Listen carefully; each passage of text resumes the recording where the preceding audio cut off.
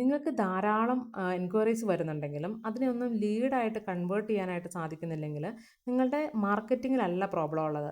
അതിന് നിങ്ങളുടെ follow അപ്പിലാണ് problem ഉള്ളത്. അപ്പോൾ എങ്ങനെയാണ് ഒരു ലീഡ് വന്നു കഴിഞ്ഞാൽ അതിനെ ഫോളോ അപ്പ് ചെയ്യുന്നതെന്നുള്ള സിമ്പിൾ ലീഡ് ഫോളോ അപ്പ് സിസ്റ്റമാണ് ഞാൻ നിങ്ങൾക്കിന്ന് ഷെയർ ചെയ്യാൻ പോകുന്നത്.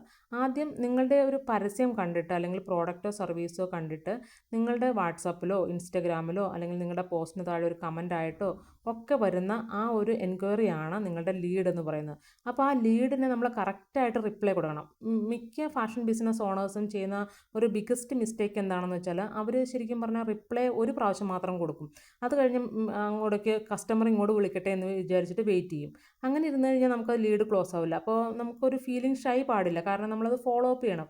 ഫോളോ അപ്പ് ചെയ്യുക എന്ന് പറഞ്ഞാൽ ശരിക്കും നമ്മളൊരു സർവീസാണ് കൊടുക്കുന്നത്. ആ കസ്റ്റമർക്ക് കൊടുക്കുന്ന ഒരു സർവീസായിട്ട് കണക്കാക്കണം.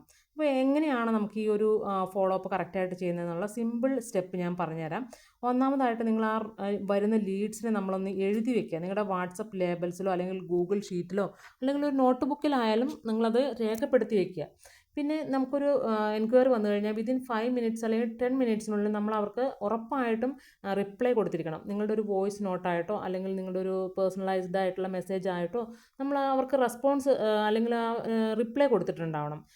ഒരിക്കലും നമ്മൾ റിപ്ലൈ ചെയ്യാതിരിക്കരുത്. അതുപോലെ തന്നെ നമ്മൾ ഒരു ഫോളോ അപ്പിന് വേണ്ടിയിട്ട് ഒരു ടൈം ലൈൻ സെറ്റ് ചെയ്യുക. ആദ്യത്തെ ദിവസം, രണ്ടാമത്തെ ദിവസം, അത് കഴിഞ്ഞ് മൂന്നാമത്തെ ദിവസം വിട്ടിട്ട് നാലാമത്തെ ദിവസം, ഒരു ഏഴാമത്തെ ദിവസം, അങ്ങനെ ഒരു സ്റ്റെപ്പ് ബൈ സ്റ്റെപ്പായിട്ട് ഒരു ടൈം ലൈൻ സെറ്റ് ചെയ്തിട്ട് നമ്മൾ പ്രോഡക്റ്റിൻ്റെ ബെനിഫിറ്റ് ഒക്കെ റിമൈൻഡറായിട്ട് അയക്കുക. സോഷ്യൽ പ്രൂഫ് അങ്ങനെയുള്ള കാര്യങ്ങളൊക്കെ റിമൈൻഡറായിട്ട് അയച്ച് നമ്മൾ അവരെ അതിനകത്തോട്ട് ആ ഒരു ലീഡിനെ നമ്മൾ കൺവേർട്ട് ചെയ്യാനായിട്ട് നോക്കണം.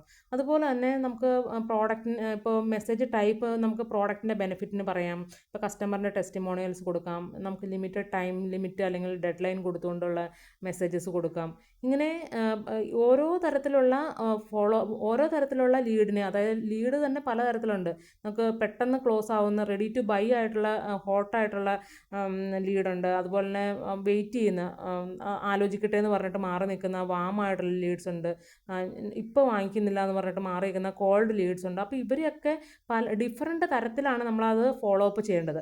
അപ്പോൾ ആ ഒരു തരത്തിൽ നമ്മളത് ഫോളോ അപ്പ് ചെയ്ത് ആ ലീഡിനെ നമുക്ക് കൺവേർട്ട് ചെയ്ത് സെയിലാക്കി മാറ്റാനുള്ള ഓരോ സ്റ്റെപ്പുകളും നമ്മൾ കറക്റ്റായിട്ട് ഫോളോ ചെയ്ത് കഴിഞ്ഞാൽ നമുക്ക് തീർച്ചയായിട്ടും ഓർഡേഴ്സ് ലഭിക്കും. സോ ഇങ്ങനെയുള്ള കാര്യങ്ങളെക്കുറിച്ച് നിങ്ങൾക്ക് കൂടുതൽ അറിയുവാനും ഇങ്ങനത്തെ ഫോളോ അപ്പ് സിസ്റ്റങ്ങളും അതുപോലെ തന്നെ സെയിൽസ് സ്ട്രാറ്റജീസും അറിയാനായിട്ട് നമ്മുടെ വാട്സപ്പ് കമ്മ്യൂണിറ്റിയിൽ ജോയിൻ